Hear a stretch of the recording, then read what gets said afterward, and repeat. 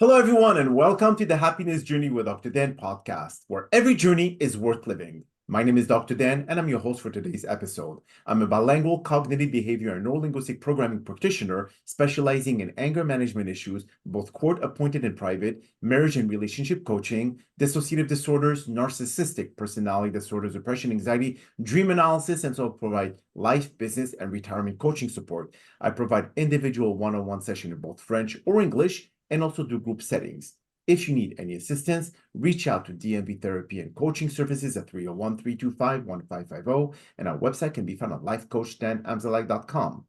Today, I'm very excited to have for our first episode of season 32, a very special guest and mental health advocate for organization and a podcast host for What Goes On in Our Head, Mrs. Gretchen Schoser.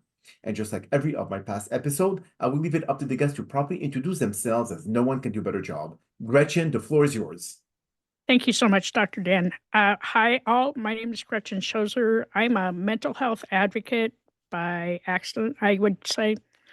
On Christmas Day, 2022, I attempted suicide. Thank God for the 988 crisis hotline here in the U.S. I'm alive today and so grateful to be here. And I am, after 45 years in corporate America, I left and created my own business in January of this year. And I work with small to medium-sized businesses to make sure they have mental wellness tools in-house for their employees. Well, thank you so much, Gretchen, for being here today. Now, especially in the post-pandemic era, we have seen a lot of people dealing with post-COVID symptoms, not just the physical one, but mostly the mental aspect of it. And a lot of them have been dealing with probably like some form of PTSD from the COVID pandemic, the fact that we were all forced into isolation and so on and so forth. So when it comes to those who actually went back to work, especially after being 3 years inside the house, or 2 years, whatever the mandate was, going back to work face to face, did that cause any more trauma for people to go back into the environment and having to get reaccustomed to dealing with people around them? Oh yeah, 100%. We were all so used to showing up to work in our, boxers or our sweatpants and then having to get up and get dressed and drive back into the office. I mean, you know, uh, for a lot of people, they really enjoyed the working from home aspect, Mhm. because they got to go to work when they wanted to. They could get up and walk around. They could make sure their kids were safe. But for those people that really didn't enjoy working from home, really thrived once they got back into the office. But it was the companies that were forcing people back in Mhm. without giving them um, any leeway. That's where it started to really sting. And mental health, for all of us, it doesn't just stop at the office door. I mean, we all go to work and we all have that mental messiness going on in our head. And, companies had and still are having a hard time grasping with that and how to make sure that their employees are okay. So explain to our listeners, and I know there's a lot of executives who listens to our podcast. When it comes to being a good manager or a good leader in the work environment, I mean, is there a specific distinction where the leader gives the employee to take their own initiative, but yet the manager will tend to tell them what needs to be done? So is there like a specific way to manage now your employees versus how they were managed before the pandemic? I mean, the best thing they can do is, have an open door and transparency policy. Be willing to talk it out with your employee and like understand where they're coming from because for some people, they have to be at home. They don't there's no way getting away from it. But managers and HR teams and even CEOs, wellness practices start at the top. And if you don't get buy-in from the top, it's really hard to get HR and managers, team leads, even employees to buy into that. But the first thing you have to do is you need to listen, and you need to listen with your ears and not with your mouth. Understand like where your employees are coming from, and be willing to take a step back and kind of see it in their perspective. Like, put yourself in their shoes. um, I understand we all, companies need to make money, but if every single employee in your organization is miserable, you're not going to make your bottom line. I can guarantee it. That is true. You're right. But then again, don't you think that sometimes there've been a lot of abuse from employees where they claim that they were and there was a lot of jokes on the internet where people were putting their the background of like an office environment in a Zoom call, but yet they were actually in near the pool and having fun. No, you know what? I don't think that a lot of people um, abuse that. Okay. I'm going to say it was probably like 20% abused it. Okay. And those are the people that like weren't even like doing their work when they were at work. Now they had an excuse, right? They didn't have anybody watching over them 24/7. Mhm. But those are the people that like kind of ruined it for everybody. Yes, yes, absolutely. Yeah, you're right. But do you think that now in a very difficult economy, don't you think that this will have a direct impact on how comfortable employees will be to have that open door policy with their employer? Because they will feel that if I go and start saying, oh, I need some time out because of this and that, the employer can immediately get up and say, well, you know what? I have on my desk 600 resume looking for a job for the position that you have right now. And that in itself, it's kind of like an indirect threat to say, well, no, I do not agree that you take some time off to be able to deal with whatever mental health issue you have. So you're going to have to really be more productive. So when we have a difficult economy, do you think that those so-called open door policy becomes a closed door policy? I think in some cases, yeah, because you have a lot of people right now that are quiet quitting, right? Right. So they're showing up to work every day, but they already checked out. They checked out like 6 months ago, and they're probably just sticking around just to get a paycheck because the economy is so horrible. Okay. Uh, but once the economy picks up again, those people that had quietly quit like 6 months ago, they're probably actively looking for another job. Okay. And I think that, companies that like if you really want to, keep your good employees, like don't throw it in your face that you have 600 resumes sitting on your desk. There are some very valid concerns right now, and people aren't just dealing with their normal everyday stuff. There's a lot coming in from the outside. And you know as well as I do, the world is literally on fire right now. On Yes. fire. Right. And so employees, and managers alike are dealing with stuff that they didn't have to deal with like 3 years ago, right? They had money to buy gas, they had money to buy clothes. Now with the economy and the way things are, I mean, people are really kind of are struggling. Yes, especially like with the inflation and all that, how a gallon of milk is almost what 3 times the price as it was before. So now we don't have so much of the money from the government coming in as the PPP program, etc., where it was giving loans to businesses to be able to grow. Now we don't have that anymore. Now all the money that they actually pay to the citizens, they're taking it back with the inflation. So Yes.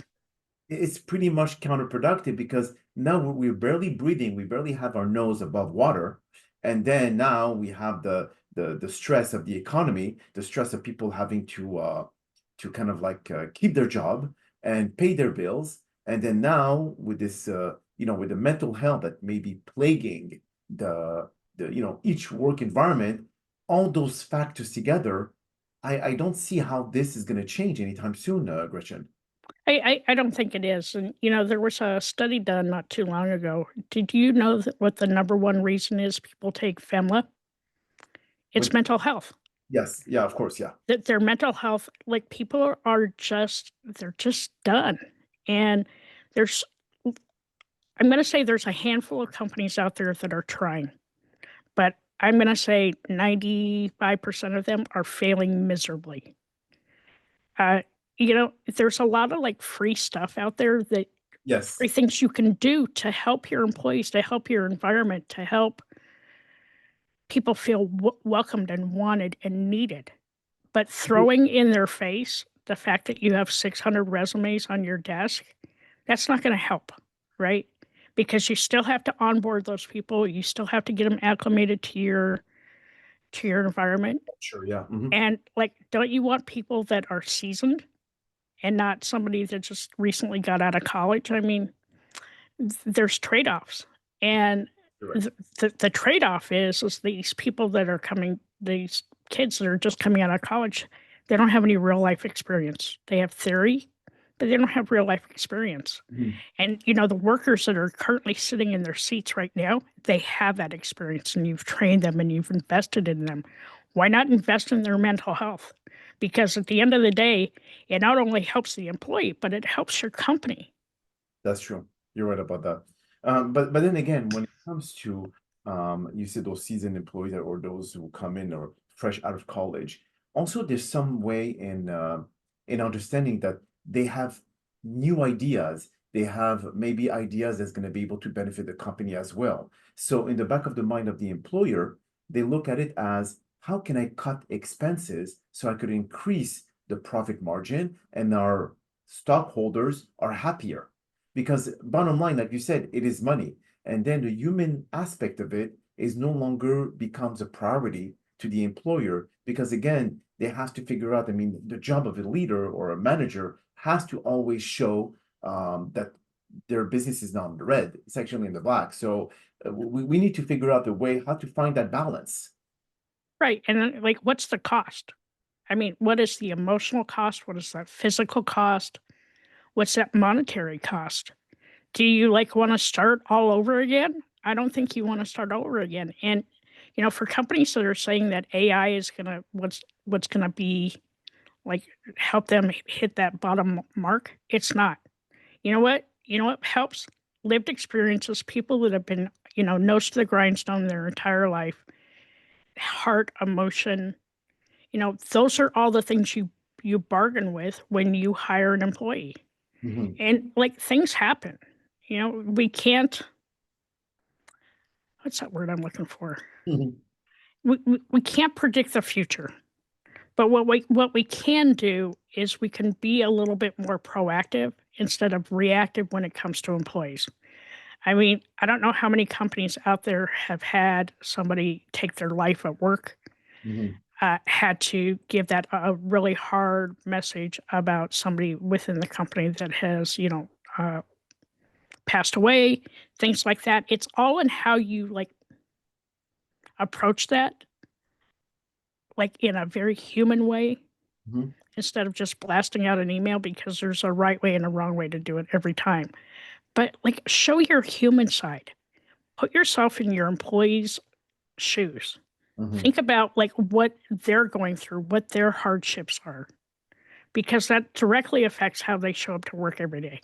Absolutely. But also, the number one stress related factor is work related stress. And work related stress, if people goes to work and they're not being appreciated or validated, then they bring the stress with them at home. That stress, the amount of cortisol level increases nonstop, and then that takes a toll in your physical body. And then this brings anxiety, depression, and so on and so forth, because your body is failing slowly but surely. But then again, if we solve the root cause of what is the most stressful moment that they deal with at work, then they will no longer deal with that issue. So that's going to make them happier. And if they're happier, they're going to perform better. So if we have those answers, Gretchen, why don't we apply them? I think a lot of it like stems from, well, like take a look at today's sentiment surveys that go out to employees, right? The companies all claim that they're anonymous, but we all know that they're probably not. And people are afraid to answer those questions honestly because they're afraid of their jobs. And, we've all worked for people that are, narcissistic and misogynistic and, it's a whole gamut of isms that are out there. But, you have these employees that are bearing their souls to you. And, we need to become a more empathetic workforce and understand that, things things happen.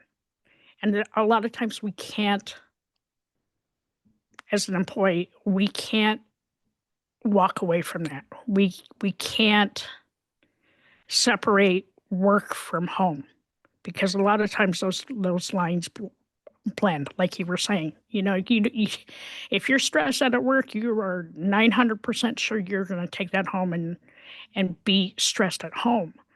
But if we had sentiment surveys out there that were truly anonymous, like so anonymous that even the app owner couldn't tell you how somebody answered a question, but gave you those statistics that tell you like what that sentiment is by department, by location, companies can be a lot more proactive. You're right. That's a good point. But you know what? Now that you just said that, Gretchen, it just got me thinking about something interesting. Um, don't you think that really the root cause is not external event or environment that each and every single human being are dealing with, but it's within themselves? Because just follow my logic. If Okay. we look at someone who goes to work, he has a pretty high position, and of course, having the money, the salary to get paid for, you go and get yourself a big home, luxury cars to be able to impress people that you don't like anyway. And but then they're stressed because it's like the Flintstone. They have to pedal very, a lot under their car to be able to maintain that lifestyle. So if people have a minimalistic approach to life and they don't have to flaunt their asset or whatever else, and they live they live, not too much, not too little, but just enough, but without having to constantly get the need to be validated for people to say, oh my God, look at what he's driving, look at the house that he's living in. Then the amount of stress will be reduced considerably because you no longer have to prove yourself to anyone except yourself. So then at this point, this is what causes the most stress, I think, is because you have to keep up with the Joneses. You have to always be, to the same level of your neighbor. And that requires you to be able to acquire more and more asset, which costs more and more money that you put in your credit card. Then you have interest payment. Then you have this and this and this, which causes all the stress to come. Oh, boy, did you nail that on the head. But the thing is too is like as humans, we're our own worst enemy. We really are. Mhm. And society, if we are all trying to keep up with the Joneses, I mean, that was me probably 20 years ago. Now I just don't care. Yeah. But that was me like 20 years ago when I was in my 40s. I was trying to keep up with the Joneses and got myself in debt. And then I like woke up one day and I'm like, you know what? It's not worth it because now I'm miserable and I hate my job and I hate everybody around me. And I just wanted things to go back to normal. And so for me, that was one of the main reasons why I went out on my own. Mhm. It's like I didn't want to have to answer to anybody else but myself. I see. But I also have 45 years of corporate America, life under my belt. And, and like I said, like out of all the companies I ever worked for, only one of them really did it right. And they gave us the tools that we needed to feel better. And like when they talked about gratitude, they really meant it. Like they didn't just like shove a turkey in our lap and say, "Hey, thanks for a great year." Like they actually meant it. But for people, like you and I, in our later years, people that show up to work, we've had our nose to the grindstone for years and years and years. We're not into that of like keeping up with the Joneses. We're now in more of a survival mode. Mhm. of, because there are people that are younger and smarter and faster and stronger than us that are out there waiting for an opportunity to take your job. And Yes. so a lot of us will like just put our heads down and disengage because we were tired of fighting those battles of managers and HR teams and CEOs that don't listen.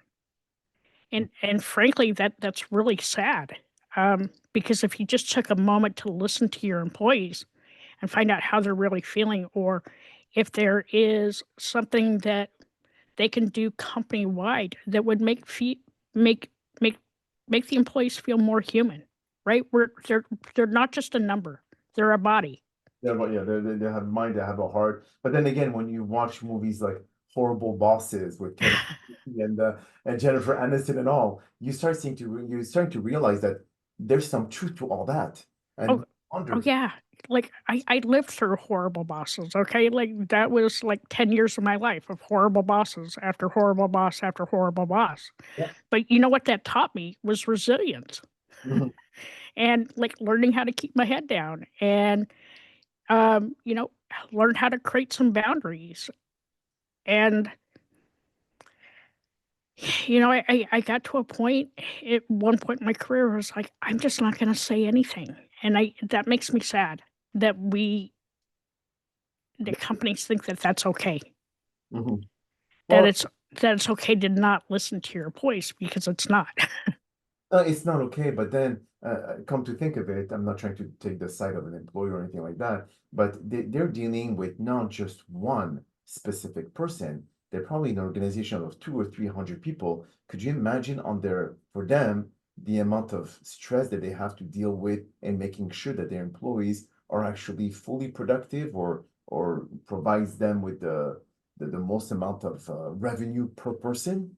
Because come to think of it, if you're getting paid a salary of $50,000, you have to bring a minimum of $150,000 in sales to justify your salary.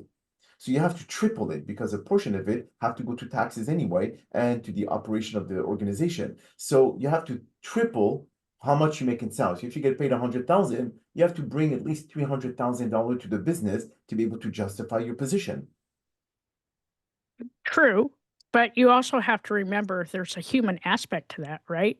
Yeah, of course. So if you have, let's just take your example of 250 employees. Do you know that of those 250 employees, at any given time, 50 of those employees are having suicide ideation?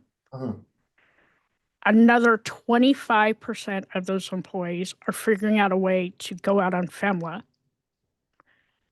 And like 10% of them are barely scraping by, right? They are at that point where they're not sure if they want to stay or leave.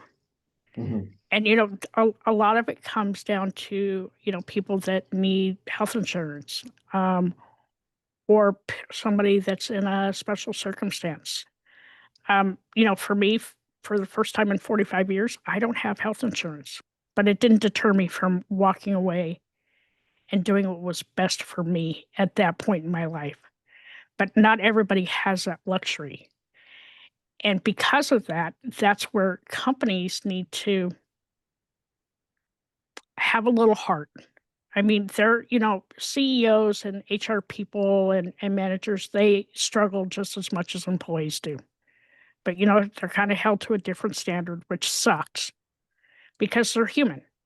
mhm. And I think that, if we take even 5 minutes during a one-on-one conversation, and part of that is, the manager asking during their one-on-ones, how's your mental health today? And make it a question that they actually have to answer. Because, if you say, hey, how you doing? 9 times out of 10, people are going to be, hey, I'm living the dream. Yeah. But if you actually ask somebody a question that they have to answer, like truthfully, you're going to get a lot further than if you just ignore them altogether. Yeah, but then again, Gretchen, if let's say the employee answers truthfully and to the employee to the HR, they're going to end up saying, oh my God, this person may be very unstable, yet they have too much in their mind to be able to focus on their actual position or their job or their task or responsibility or roles, whatever it is.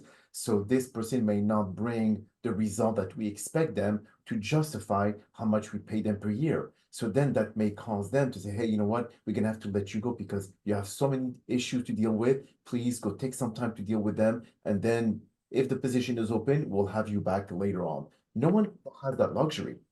And that's I don't know, that to me, that just seems a little illegal, but I know it happens every day. The problem is like these types of situations aren't going to go away. Okay. And let's just say it's your top employee, somebody who's been there forever and ever and ever, and now they're showing signs of burnout. Mhm. Do you really want to lose that employee? Oh, no, for sure. Do No, you but do who you, that is, yeah. do you really want to take that chance that they're going to go out and find something different? Do you want to take that chance that they're probably going to call 988 on their way home from work because you've done everything in your power to make them feel weak Mm-hmm. and to remind them that there's still so much stigma around talking about mental health at work? No, you don't want that, right? So open up your doors, be a little bit more transparent, be more forthcoming in your one-on-ones with your employees. Show them that you're human. Because even for any company that, let's just say their main focus is on key performance indicators, right? If they're not making their KPIs, okay, you can hammer at them every single day and 3 times on Sunday, and they're still not going to be able to produce because now they're burned out. And you being in their face and like screaming at them and threatening them with a performance review, it's not going to help. It just makes matters worse. Mm-hmm. That's for Be sure. be more proactive. You know, have have an interest in how your employees are doing. Have some interest in like what's going on in their home life. Mm-hmm. We all have a breaking point. Oh, for sure. Some of us, it doesn't hit you until you're 59 and a half. But, there's kids out there that are contemplating, like, what am I going to do with the rest of my life? Because they're tired of managers just yelling at them and screaming at them and threatening them with performance, disciplinary actions. Mm-hmm. Uh,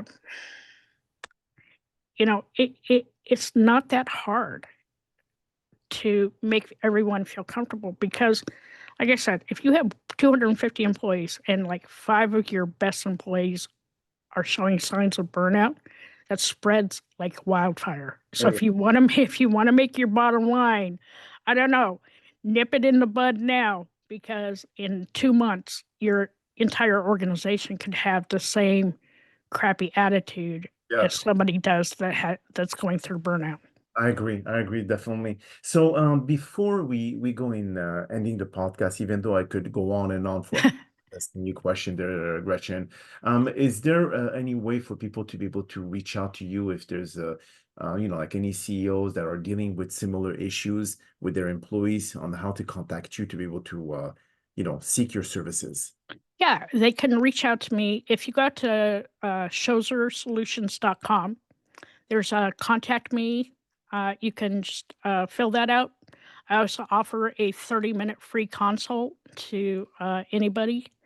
I just really, my focus really is just to make small to medium-sized businesses a little bit more mental wellness. I don't even know what the word is. I If it's just want I just want to make sure people are doing the right thing. hmm Well, now it's very, very delicate because, as you said, if someone is being fired because of their mental health problem, this is illegal and it violates HIPAA laws and so on and so forth. So they have to be also very, very careful the reason why they have to terminate an employee if they feel that they're not, productive because of mental health issues. So this is a very delicate situation at that point. But yeah, I mean, I guess let's hope that the near future, especially with the progression of AI, on how it's gonna take jobs away from a lot of people, which is going to increase a lot of stress in organization because people will always feel that their job is not safe. Look at in the past, I mean, with government jobs. Now with the DOGE that was implemented by Trump and Elon Musk, now people saying that's it. Even government jobs are no longer secure. Then nothing is safe anymore. And now with Nothing's safe. nothing at all. And now with the AI, the big tidal wave of those who's going to replace jobs, etc., that's going to create even more of a toxic environment because people will go to work and they're always going to ask themselves, "Is this my last day?" But so on that final note about AI, because I am teaching a beginner's AI course the Saturday at our local library. Mhm. One of the things that we need to remember about AI is it's not smart enough to do its job on its own. It still needs a human. That's true. You're right. You That's actually need a very good. you need to train. If you're going to use AI, you still need that human touch. That's a good point. And if any companies are out there that are thinking about going full on AI, remember they don't have a lived experience. They don't have any emotions. It doesn't feel. It just blurts out text. Yes. And if for everyone out there that thinks that AI is going to come and take your job, I wouldn't count on it anytime soon because the world still needs humans. Oh, absolutely. You're right. Especially like in specific careers. Yes, I mean, it's definitely going to be progressive. But on that note, Gretchen, that is all the time that we have for today's podcast. And again, thank you sincerely for taking the time out of your busy schedule to join us. And we all appreciate your participation to this episode by promoting mental health in organizational settings to assist employees in their time of need, especially with everything that is going on in our society nowadays. Now, to our millions of listeners out there, we hope that you've enjoyed today's episode as much as we did. And also, we're very excited for what's ahead in season 32 of the Happiness Journey with Dr. Dan podcast, featuring a lineup of incredible guests with powerful stories that will continue to uplift and inspire all of you. Now, here are some concluding words of wisdom. Prioritizing mental health in the workplace is essential because an emotionally supported team is more resilient, productive, and engaged.